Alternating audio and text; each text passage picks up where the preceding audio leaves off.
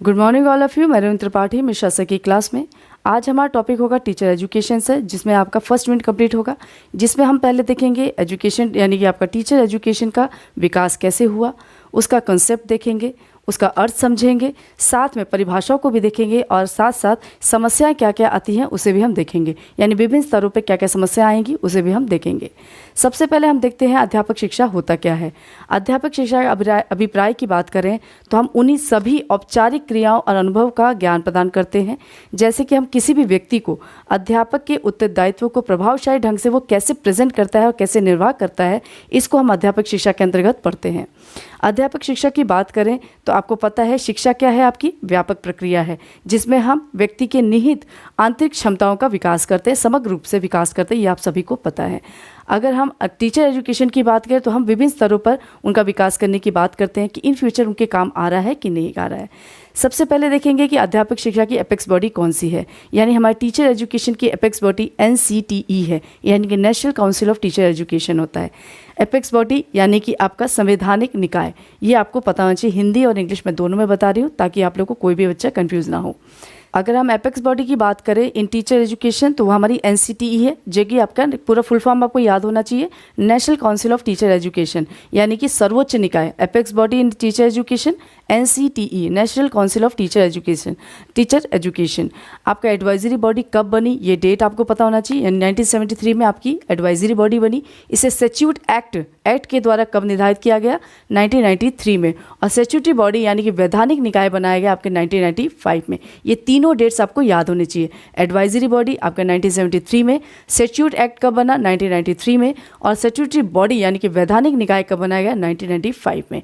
ये आप लोग को डेट्स पक्का याद होनी चाहिए। अगर हम बात करें अध्यापक शिक्षा की तो इसमें हम सबसे पहले देखते हैं कि टीचर क्या उनके विचार हैं। अध्यापक शिक्षा हम टीचर एजुकेशन जब पढ़ रहे हैं तो हम देखते हैं टीचर के क्या विचार हैं, वो कैसा विचार रखता है, क्या भेदभाव रखता है कि नहीं, उसकी क्षमता कैसी है, वो किस तरह से बात करता है, रूढ़िवादी तो नहीं है, क्या उनके वह अन्य लोगों के साथ सहयोगपूर्ण भाव कर रहा है कि नहीं, सहयोगात्मक उसकी प्रवृत्ति है कि नहीं, उसका स्वयं का जो संबंध है वो सजग है कि नहीं। ये सब चीज़ें हम टीचर एजुकेशन के अंतर्गत पढ़ते हैं, यानी कि एक टीचर के अंदर ये सब चीज़ें होनी चाहिए। एक टीचर बनता है उसमें ये स्किल्स होनी चाहिए कि वो कैसे अपनी चीज़ों को प्रेजेंट करता है, कैसे इंप्लीमेंट करता है, ये सब चीज़ें एक टीचर में होनी चाहिए। इन्हीं स्किल्स को हम डेवलप करते हैं टीचर एजुकेशन में। यानी आप टीचर एजुकेशन क्यों पढ़ते हैं, आप स्किल्स को डेवलप करने के लिए करते हैं। आप बच्चों को कैसे प्रेजेंट करेंगे अपनी बातें और कैसे कम्युनिकेट करेंगे, ये सब चीज़ें हम टीचर एजुकेशन के अंतर्गत देखते हैं।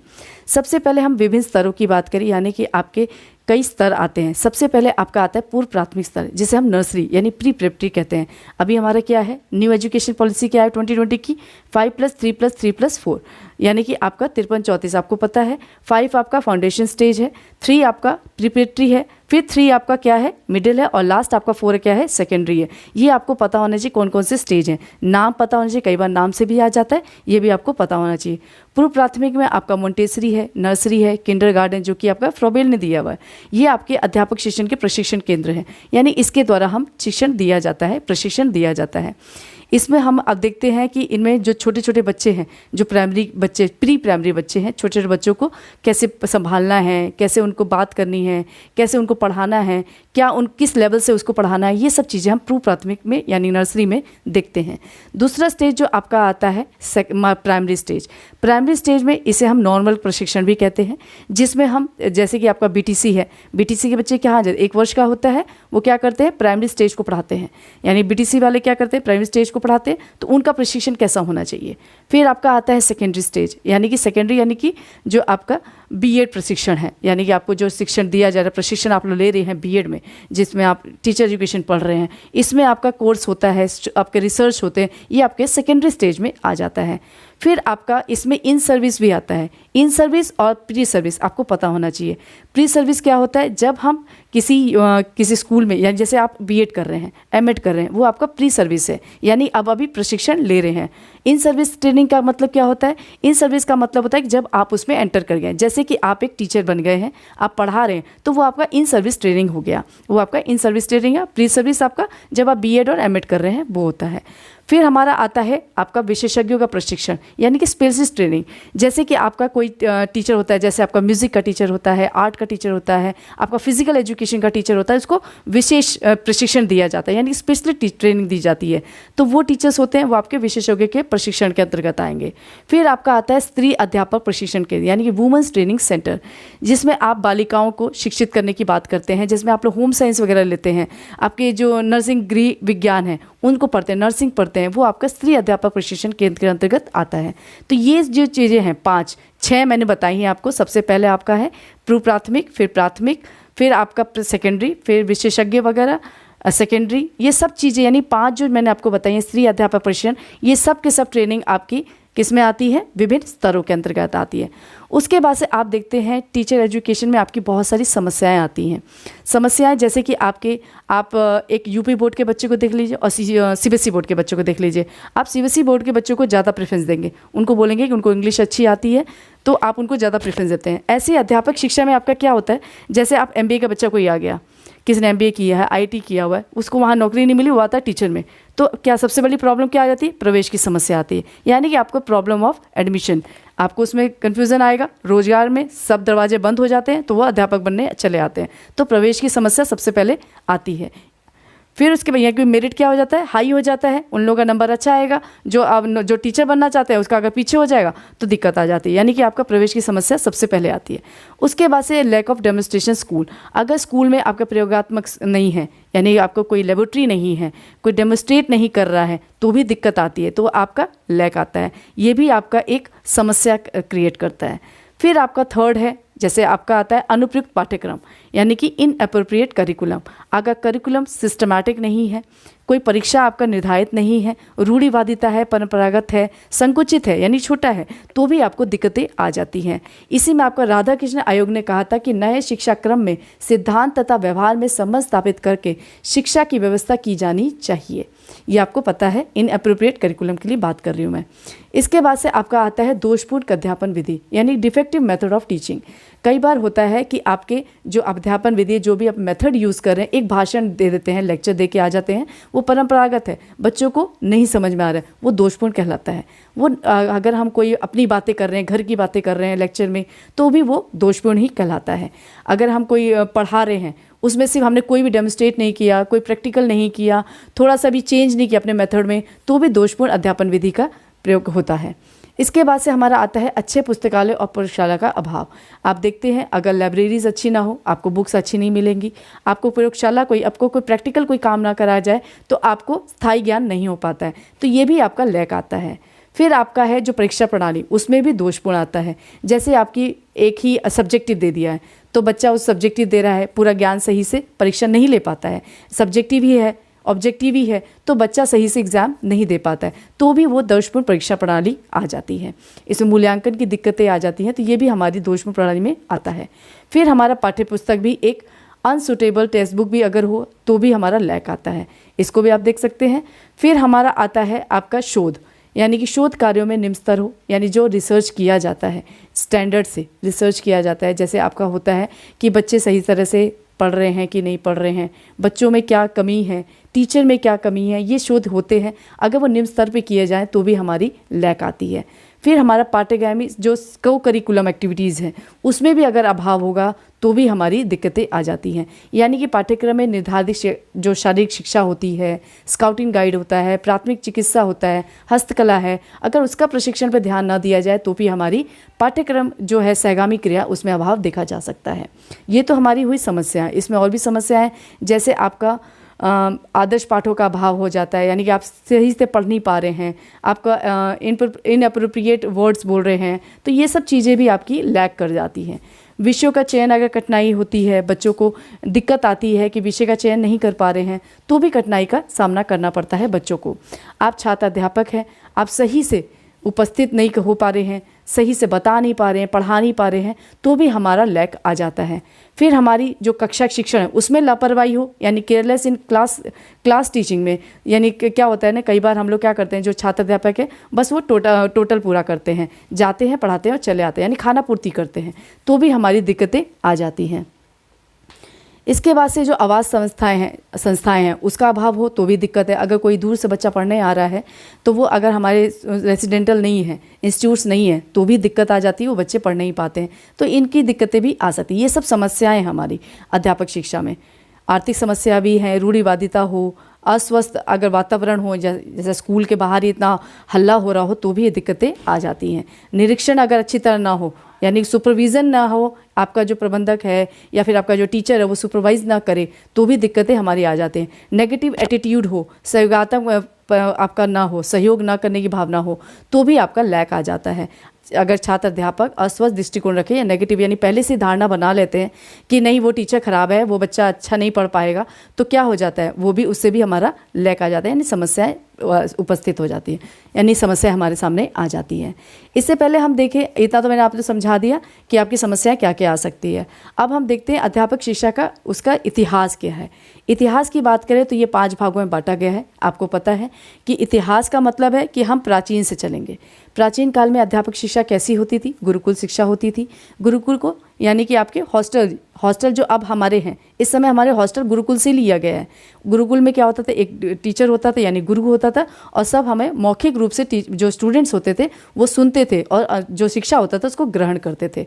वो हमारा गुरुकुल सिस्टम था। उसमें हम लोग नायके पद्धति भी देखा, यानी अगर गुरु नहीं है तो जो मेन जो अच्छा पढ़ रहा है उसको हम मॉनिटर दें, या नायके पद्धति मॉनिटरिंग जो है उसको हम लोग देखते हैं। उसमें हमने किस में पढ़ा था? प्राचीन काल में देखा था। तो प्राचीन काल जो अध्यापक शिक्षा है वो आपका 2500 ईसा पूर्व से 500 ईसा पूर्व तक हुआ था। ये अब आपको पता है, डेट आपको पता चाहिए, कई बार पूछ लेता है कि अध्यापक शिक्षा व्यवस्था का जन्म शिक्षा के साथ ही हुआ था। कब से हुआ था? 2500 शताब्दी पूर्व से, यानी 2500 ईसा पूर्व से 500 ईसा पूर्व में स्टार्ट हुआ था। इसके बाद से प्राचीन काल के बाद आपका कौन सा आया? बौद्धकालीन। बौद्धकालीन में आपको शिक्षा जो कि आपके प्राचीन कालीन है वो आपकी औपचारिक शिक्षा नहीं देता था, इनफॉर्मल एजुकेशन देता था। ये आपको पता है क्योंकि वहाँ पर कोई सिस्टमैटिक रूल नहीं था। वहाँ पर बच्चे उसी में रहते थे, क्रियाक्रम करते थे, सब गुरु का काम करते थे, उसके बाद शिक्षा ग्रहण करते थे। पर हमारा बौद्धकालीन में क्या आ गया? औपचारिक शिक्षा देने लगे, यानी कि मठों और विहारों में शिक्षा देने लगे। उसके बाद से हमारा जो बौद्धकालीन अध्यापक शिक्षा है वो आपका 500 ईसा पूर्व से 1200 ईस्वी तक है। फिर आपका आता है मुस्लिम कालीन शिक्षा। मुस्लिम कालीन में आपका मकतब और मदरसा है। मकतब में आपको कैसा शिक्षा दी जाती? जो आपकी प्राथमिक शिक्षा है वो मकतब में है, और मदरसा में आपको उच्च शिक्षा दी जाती थी। मुस्लिम काल में आपका जो आपके संस्कार भी इसमें आपको पता होना चाहिए, कौन से संस्कार कौन से में है। वैदिक काल में आपका क्या है? उपनयन संस्कार, और लास्ट आपका यानी उपनयन संस्कार से स्टार्ट करना है विद्या और समावर्तन में ख़त्म करना है। ये आपका वैदिक कालीन में है। फिर उसके बाद से आपका बौद्धकालीन में क्या आ जाता है? आपको बौद्धकालीन में आपका प्रवज्जा संस्कार स्टार्ट होता है, यानी कि आपको प्रवज्जा से स्टार्ट करना है, और उप संप्रदाय आपका लास्ट होता है। तो ये भी आपको पता होना चाहिए, संस्कार भी इसमें याद होना चाहिए। इसके बाद से मुस्लिम कालीन में क्या है? 4 साल 4 माह 4 महीना उसमें बिस्मिल्लाह कह के शिक्षा प्रारंभ कर दी जाती थी। ये भी आपको पता होना चाहिए। मुस्लिम कालीन अध्यापक शिक्षा कब स्टार्ट हुई? 1200 ईस्वी से 1700 ईस्वी। फिर आता है हमारा ब्रिटिश कालीन, जिसमें मैकाले आया। मैकाले ने आपका क्या दिया? इंग्लिश को सबसे ज़्यादा प्रेफरेंस दिया। तो ब्रिटिश कालीन अध्यापक शिक्षा आपकी 1700 ईस्वी से 1947, जो कि अब तक हम इसको यूज़ कर रहे हैं, वो हमारी चली है। और स्वतंत्र भारत के अध्यापक शिक्षा आपके 1940 से अब तक जितनी भी है वो हमारी स्वतंत्र भारत के अध्यापक शिक्षा कहलाती है। सबसे पहले हमको पता होना चाहिए कि अध्यापक शिक्षा 3 भागों में इसको डिवाइड किया गया है, ये भी आपको पता होना चाहिए। जैसे कि आपका सबसे पहले इतिहास की बात कर रहे हैं हम लोग, 3 स्तरों में बांटा गया है। एक है मोनोटोरियल व्यवस्था जो कि 1880 तक था। फिर अध्यापक प्रशिक्षण, पहले हमारा अध्यापक प्रशिक्षण कहलाता था। पहले अध्यापक शिक्षा नहीं था, पहले अध्यापक प्रशिक्षण था। यानी कि पहले लोग गुरुकुल में हमारा क्या था कि टीचर पैदा होते हैं, यानी गुरु जो होते हैं, जो शिक्षक होते हैं वो पैदाइशी शिक्षक होते हैं, ये हमारा मानना था। उसके बाद से हम जब जैसे जैसे आगे बढ़े वैसे हमारा क्या हुआ? अध्यापक प्रशिक्षण, यानी हम प्रशिक्षण लेके एक टीचर बन सकते हैं, ये सब माना गया। फिर इसके बाद से हमारा आया अध्यापक शिक्षा। जब हम प्रशिक्षण लेके एक टीचर बन सकते हैं, उसके बाद से एक टर्म आया कि अध्यापक शिक्षा होना चाहिए, जो कि हमारा NCT हमारी एपेक्स बॉडी है, वो हमारी अध्यापक शिक्षा पर प्रेफरेंस देती है। क्या हमारा नाम है? Apex body in teacher education, NCTE, यानी national council of teacher education. इसको आपको पता होना चाहिए। अध्यापक शिक्षण की बात करें यानी अध्यापक शिक्षा की बात करें तो इसमें आपको 4 रीजनल कमिटीज़ भी पता होना चाहिए। जैसे एनसीटी की एपेक्स बॉडी कब है, स्टैट्यूट कब हुआ, स्टैट्यूटरी बॉडी कब बनी, 1995 में बनी, ये आपको पता होना चाहिए। और साथ में आपका 4 रीजनल कमिटीज़ को भी पता होना चाहिए। एनसीईआरटी भी पता होना चाहिए, उसके 4 रीजनल उसके भी पता होना चाहिए रीजनल कमिटीज़, और साथ में आपको एनसीटी के भी पता होना चाहिए। 4 रीजनल कमिटीज़ कौन से हैं? B3J मैंने आपको बताया है, इसका निमोनिक्स मैं बता रही हूँ। B3J से याद करेंगे, बी से भोपाल, बी से बेंगलोर, बी से भुवनेश्वर और जे से जयपुर, यानी B3J, यानी बी को 3 बार, भोपाल, भुवनेश्वर और बेंगलोर, और लास्ट में जे से आपका जयपुर होगा। भोपाल आपका वेस्ट में है, बेंगलोर आपका साउथ में है, भुवनेश्वर आपका ईस्ट में है और आपका जयपुर नॉर्थ में। कई बार क्वेश्चन पूछ लेता है भोपाल कौन से जोन में है, तो आपको पता होना चाहिए वेस्ट में है। बेंगलोर कौन से जोन में है, आपका साउथ में है, ये आपको पता होना चाहिए। भुवनेश्वर आपका कौन से जोन में, ईस्ट में है। एक बार क्वेश्चन भी पूछा था, पिछले क्वेश्चन में आप देखेंगे भुवनेश्वर का आपका जोन पूछेगा तो वो आपको पता होना चाहिए ईस्ट में है, और जयपुर आपका नॉर्थ में, ये आपको पता होना चाहिए। ऐसे ही आपको एनसीईआरटी का रीजनल भी पता होना चाहिए, MBBA, ठीक है ना। मैसूर, भोपाल, भुवनेश्वर और लास्ट में आपका अजमेर आएगा, ये भी आपको पता होना चाहिए। ये डेट्स आपको बहुत ज़रूरी है, डेट्स आपको याद होने चाहिए। जैसे कि आपका हर एक कमिटी यानी एजुकेशन कमीशन के जितने भी डेट्स हैं वो आपको याद होने, सीक्वेंस से याद होने चाहिए। सीक्वेंस से याद इसलिए भी होने चाहिए क्योंकि आप जब हायर एजुकेशन देंगे, नेट की तैयारी करेंगे तो इसमें आपके काम आएगा। सिर्फ एक पर्पज़ आपका B.Ed नहीं होना चाहिए, हर एक पर्पज़ को आपको लेके चलना है, इन फ्यूचर भी आपके काम आए। आप लोग डेट्स याद करेंगे, यानी कि स्वतंत्रता के बाद जो अध्यापक प्रशिक्षण के स्थान पे हमारा क्या हो गया, अध्यापक शिक्षा नाम से जाना गया। सबसे पहले हमारा एजुकेशन कमीशन कौन सा आया, डॉक्टर राधा कृष्णन, 1948-49। ये हमारा क्या करता है, अध्यापक शिक्षा में गुणात्मक और मात्रात्मक सुधार की आवश्यकता पर बल देता है। ये आपका राधा कृष्णन आयोग है, जिसको हम लोग क्या बोलते हैं, विश्वविद्यालय आयोग भी कहते हैं। फिर हमारा आता है माध्यमिक शिक्षा आयोग, जो कि आपका 1952-53। इसमें हमारा क्या है, अध्यापक शिक्षा के क्षेत्र में किसी भी प्रकार का सुधार की कुंजी की बात की, यानी कि हर एक प्रकार से सुधार करने की बात की सेकेंडरी में। फिर हमारा अध्यापक शिक्षा व्यवस्था में बहुत सारे बदलाव आए, यानी माध्यमिक शिक्षा आयोग के बाद से हमारा क्या आया, माध्यमिक शिक्षा के बाद से हमारा कोठारी 1964-66। ये डेट्स वाइज आपको याद होना चाहिए। हंटर आयोग कब आया, 1882 में। फिर आपका हटांग समिति कब आया, 1929 में, ये भी आपको पता होना चाहिए। हटांग समिति में आपके कॉन्सेप्ट आए थे, कौन सा आया था, अवरोधन और अपव्यय का कॉन्सेप्ट आया था, ये भी आपको पता होना चाहिए। अपव्यय का मतलब क्या होता है, जब बच्चा ड्रॉप आउट कर जाता है तो अपव्यय है, और अगर एक ही क्लास में बार बार फेल हो रहा है बच्चा तो वो अवरोधन कहलाता है। तो ये कॉन्सेप्ट भी कई बार आपको क्वेश्चन में पूछ लेता है, तो ये भी आपको पता होना चाहिए। फिर आपका आता है जितने भी आपकी कमिटीज़ हैं, यशपाल कमेटी जो कि 1992-93 में आया था, ये भी आपको पता होना चाहिए। नीति आयोग का नाम नया कर दिया गया, क्या लिखा है, द प्लानिंग कमीशन योजना लिखा है ना, उसको याद करना है। 1 जनवरी कब आया था, 2015 में, ये भी आपको पता होना चाहिए। डेट वाइज आपको सीक्वेंस में लिख लेना है, ताकि आपको एक चार्ट में बना के अपने सामने लिख लेना है, ताकि आपको हमेशा उसको रिवाइज करने में ईजी हो। अभी इसको मैंने जो एनसीटी और एनसीईआरटी ये दोनों को मैंने डिटेल में पढ़ा है, इसे आप मेरे डिस्क्रिप्शन बॉक्स में देख लेंगे, वो आपको मिल जाएगा, उसे इन डिटेल में पढ़ लेंगे, क्या क्या है वो सब चीज़ें आप लोग देख लेंगे। हमने क्या देखा, अध्यापक शिक्षा की अवधारणा को समझा, यानी किसी भी व्यक्ति को अध्यापक के उत्तरदायित्व को प्रभावशाली ढंग से निर्वाह करने के में समर्थ बनाना ही हमारा अध्यापक शिक्षा है। उसके बाद से हमने इतिहास देखा, यानी कि हमारे 5 इतिहास हैं। इतिहास में हमने 5 चीज़ों को देखा, क्या क्या देखा हमने, प्राचीन काल, फिर आपका बौद्ध काल, फिर मुस्लिम काल, फिर आपका क्या आता है, मुस्लिम काल के बाद से आपका ब्रिटिश, फिर आपका आता है स्वतंत्रता के बाद, यानी कि 5 हमने इसके विकास देखे। फिर हमने समस्याएं देखी, करिकुलम समस्या हो सकती है, फिर आपकी विषय के चयन में कठिनाई हो सकती है, आदर्श पाठों का अभाव हो सकता है, कक्षा शिक्षा में लापरवाही हो सकती है, फिर हमारे शोध कार्यों में भी निम्न स्तर हो तो भी हो सकता है, अनसुटेबल टेक्स्ट बुक हो तो हमारी लैक हो जाता है, दोषपूर्ण अध्यापन विधि हो, या फिर हमारा आपका सबसे पहले प्रवेश की समस्या हो तो हमारी ये समस्या के अंतर्गत आ जाता है, यानी अध्यापक शिक्षा की समस्याओं के अंतर्गत आता है। 4 रीजनल्स हमने देखे, भोपाल, भुवनेश्वर, बेंगलोर और जयपुर, यानी B3J, ये भी आपको पता होना चाहिए। एनसीटी का यानी कहाँ हमारा हेडक्वार्टर कहाँ है, न्यू दिल्ली है, ये भी आपको पता होना चाहिए। इसका प्रमुख अध्यक्ष कौन होता है, चेयरपर्सन, ये भी आपको पता होना चाहिए। जबकि हमारा प्रत्येक क्षेत्रीय समिति का नेतृत्व एक क्षेत्रीय निर्देशक करता है, ये भी आपको पता होना चाहिए। ये मैंने नहीं बताया था, मैं फिर से रिवाइज कर दे रही हूँ। इसका हेडक्वार्टर एनसीटी का है, न्यू दिल्ली में है। इसका प्रमुख कौन होता है? अध्यक्ष होता है, यानी कि चेयरपर्सन होता है। जबकि प्रत्येक क्षेत्रीय समिति का नेतृत्व एक क्षेत्रीय निर्देशक करता है, ये भी आपको पता होना चाहिए। रीजनल क्षेत्र कौन कौन से हैं? भोपाल, बेंगलोर, भुवनेश्वर और जयपुर, यानी B3J, ये भी आपको पता होना चाहिए। इसके बाद से आप लोग डेट सीक्वेंस से याद कर लेंगे। इसके बाद से एनसीटी और एनसीईआरटी मेरे डिस्क्रिप्शन बॉक्स में आप लोग देख लेंगे, उसे आप डिटेल में देख लेंगे, वो भी आपको पता होना चाहिए। हमने 3 चीज़ों को यानी 3 स्तरों में बांटा। ये भी देखा कि मॉनिटोरियल व्यवस्था जो कि 1880 तक थी। फिर अध्यापक प्रशिक्षण, यानी पहले हमारा अध्यापक प्रशिक्षण होता था। फिर पहले हमारा क्या, मॉनिटोरियल व्यवस्था, यानी कि आपका गुरु ही सबसे मेन होता था। गुरु में तब हमारे अनौपचारिक शिक्षा दी जाती थी। फिर हमारा अध्यापक प्रशिक्षण, यानी कि प्रशिक्षण देके भी टीचर बन सकते हैं। फिर हमारा अध्यापक शिक्षा जो कि आपका 1940 से अब तक है, उसे भी आप लोग देख लेंगे। ये हमने पूरा एक डिटेल में पढ़ा। डिटेल में हमने और भी डेट्स भी पढ़ी हैं, जो कि आपका सबसे पहले हमने डेट क्या पढ़ी, आपका राधा कृष्ण आयोग, जो आपकी कमीशन है, एजुकेशन कमीशन है, उसको याद करना है, डेट वाइज याद करना है। सबसे पहले राधा कृष्ण, फिर माध्यमिक, फिर कोठारी, ऐसी डिटेल में आपको एक एक करके डेट्स याद रखनी है। यशपाल कमेटी कब आई? 1982-93 में, ये भी आपको याद होना चाहिए।